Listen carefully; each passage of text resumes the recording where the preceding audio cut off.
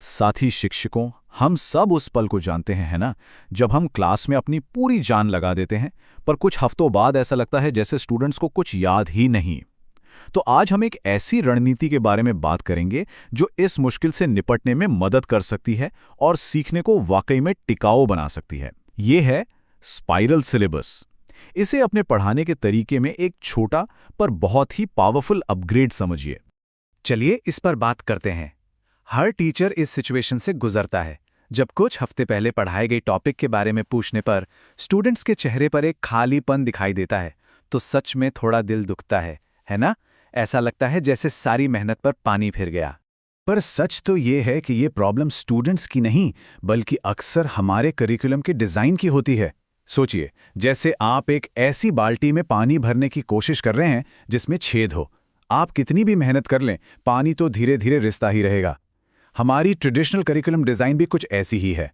हम एक टॉपिक पढ़ाते हैं, फिर आगे बढ़ जाते हैं, ये मानकर कि ज्ञान की बाल्टी भर गई, पर असल में वो ज्ञान धीरे धीरे रिसकर निकल जाता है। तो सवाल ये उठता है कि इस लीकी बकेट को ठीक कैसे किया जाए। इसका जवाब हमारे करिकुलम बनाने के तरीके में एक बहुत ही बुनियादी बदलाव में छुपा है। चलिए दो अलग अलग अप्रोच को कंपेयर करते हैं। एक है हमारा पुराना लीनियर मॉडल और दूसरा है ये पावरफुल स्पाइरल मॉडल। अब देखिए, बाईं तरफ है लीनियर मॉडल। टॉपिक ए खत्म, फिर बी, फिर सी। सीधा, सिंपल, पर अक्सर बेअसर। वहीं दाईं ओर है स्पाइरल मॉडल। यहाँ जब हम टॉपिक सी पर पहुंचते हैं तो हम जानबूझकर टॉपिक ए के फाउंडेशनल कॉन्सेप्ट्स को वापस लाते हैं।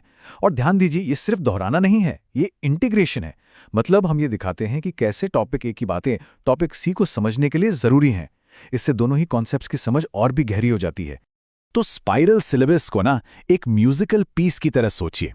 जो मेन धुन होती है, यानी हमारा कोर कॉन्सेप्ट, वो पूरे गाने में बार बार लौट कर आती है, लेकिन हर बार एक नई लय और ज्यादा गहराई के साथ। ठीक वैसे ही स्टूडेंट्स भी हर बार जब उस कॉन्सेप्ट से दोबारा मिलते हैं तो उनकी समझ पहले से ज्यादा मजबूत और गहरी होती जाती है। तो ये तरीका इतना असरदार क्यों है? इसके पीछे कोई बहुत मुश्किल थ्योरी नहीं है, बल्कि ये इस बात से जुड़ा है कि हमारा दिमाग असल में सीखता कैसे है। ये हमारे दिमाग के काम करने के नेचुरल तरीके के साथ बिल्कुल फिट बैठता है। इसे ऐसे समझिए जैसे आप दिमाग में एक पगडंडी बना रहे हैं। जितनी बार आप उस रास्ते पर चलेंगे वो उतना ही साफ और पक्का होता जाएगा। स्पाइरल सिलेबस भी ठीक यही करता है।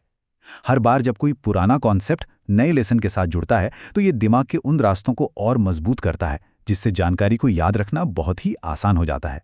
ठीक है, ये सुनने में तो बहुत बढ़िया लगता है, पर सवाल ये है कि इसे अपनी पहले से भरी हुई क्लास में लागू कैसे करें। अच्छी खबर यह है कि इसके लिए पूरे सिलेबस को बदलने की जरूरत नहीं है, और ये जितना आप सोच रहे हैं उससे कहीं ज्यादा आसान है। ये एक सीधी साधी 3 स्टेप की प्रोसेस है। पहला, अपनी मुख्य अवधारणाओं को पहचानिए। वो कौन सी फाउंडेशनल आइडियाज हैं जिनके बिना काम नहीं चल सकता। दूसरा, दोहराने का टाइम तय करें। आप इन्हें कब और कैसे वापस लाएंगे, शायद हर यूनिट के आखिर में। और तीसरा, उन्हें नए लेसन में बुन दीजिए। उन्हें होमवर्क में, क्लास की चर्चा में या एक वार्म अप एक्टिविटी में आसानी से जोड़ा जा सकता है। चलिए एक बिल्कुल ठोस उदाहरण लेते हैं। मान लीजिए कि आप मैथ्स में कॉम्प्लेक्स इक्वेशन पढ़ा रहे हैं। अपने हर हफ्ते के असाइनमेंट में बस 2 महीने पहले पढ़ाए गए बेसिक अलजेब्रा का एक सवाल डाल दीजिए। ये एक बहुत छोटा सा बदलाव है, लेकिन ये पक्का करता है कि नींव कभी कमजोर ना पड़े।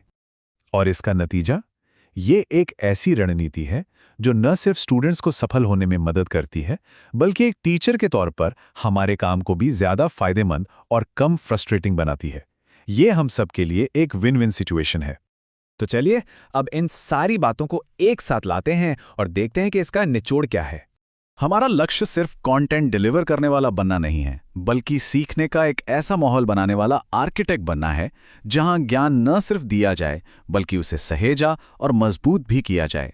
स्पाइरल सिलेबस जैसे टूल्स हमें यही करने की ताकत देते हैं। तो यहाँ आपके लिए एक छोटी सी चुनौती है। अपनी कल की क्लास के बारे में सोचिए। क्या कोई एक पुरानी लेकिन ज़रूरी अवधारणा है जिसे आप अपने आने वाले लेसन में बड़ी खूबसूरती से शामिल कर सकते हैं? बस एक छोटी सी कोशिश। ये एक ऐसा कदम है जो बहुत बड़ा बदलाव ला सकता है। तो इस सवाल के साथ अपनी बात खत्म करते हैं। आपके सब्जेक्ट में वो कौन सा एक सबसे ज़रूरी फाउंडेशनल कॉन्सेप्ट है जिसके बिना स्टूडेंट्स का आगे बढ़ना मुश्किल है? शायद शुरुआत वहीं से करनी चाहिए। याद रखिए, हम सिर्फ जानकारी नहीं दे रहे हैं, हम समझ का निर्माण कर रहे हैं। और स्पाइरल सिलेबस ऐसा करने के लिए एक बहुत ही शक्तिशाली टूल है।